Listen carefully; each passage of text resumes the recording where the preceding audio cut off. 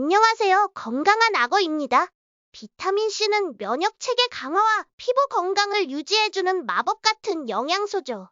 하지만 비타민C 많이 먹으면 정말 좋은 걸까? 너무 많이 먹으면 어떻게 되나? 같은 궁금증 한 번쯤은 다들 가지고 있을 거예요. 사실 비타민C에 대한 잘못된 정보나 너무 높은 기대감 때문에 가끔은 우리 건강에 적신호가 켜질 때도 있어요. 너무 많이 먹었더니 오히려 몸이 불편해지는 경우도 있고요.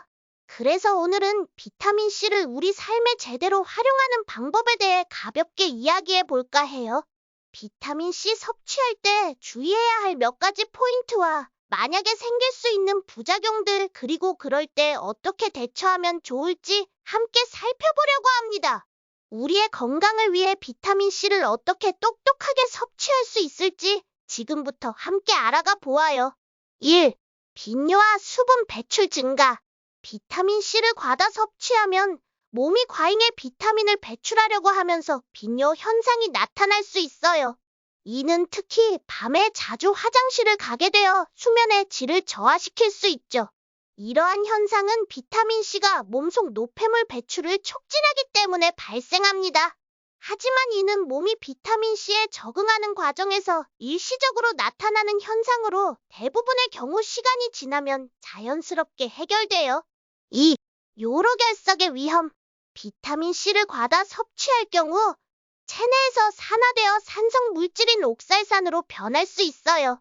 옥살산은 결석의 주요 구성 요소 중 하나로 과다하게 축적될 경우 요로결석을 유발할 수 있어요.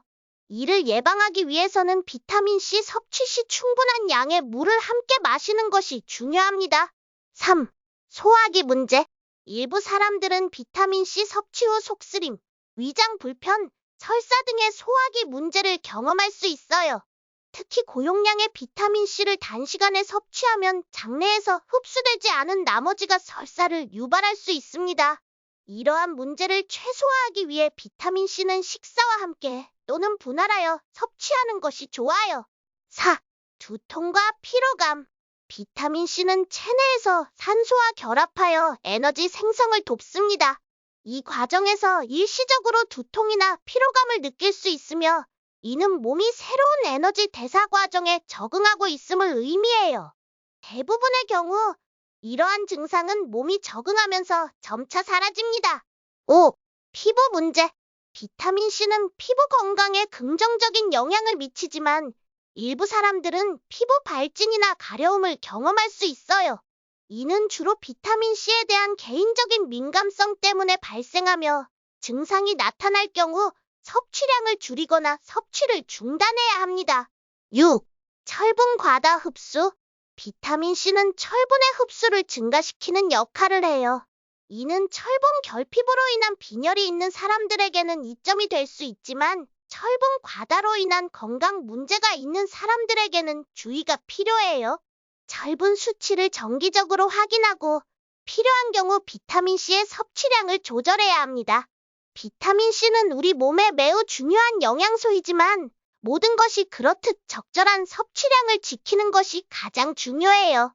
부작용을 최소화하고 비타민C의 이점을 최대한 활용하기 위해서는 균형 잡힌 식단과 함께 적절한 양을 섭취하는 것이 중요합니다.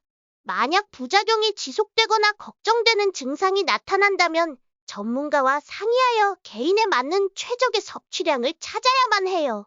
이렇게 비타민C 섭취 시 주의해야 할 6가지 부작용과 그 대처 방법에 대해 알아보았어요. 건강한 생활을 위해 올바른 정보를 바탕으로 현명한 선택을 하는 것이 중요해요. 여러분의 건강한 삶을 위해 비타민C를 올바르게 섭취하시길 바래요. 감사합니다. 건강한 악어였습니다.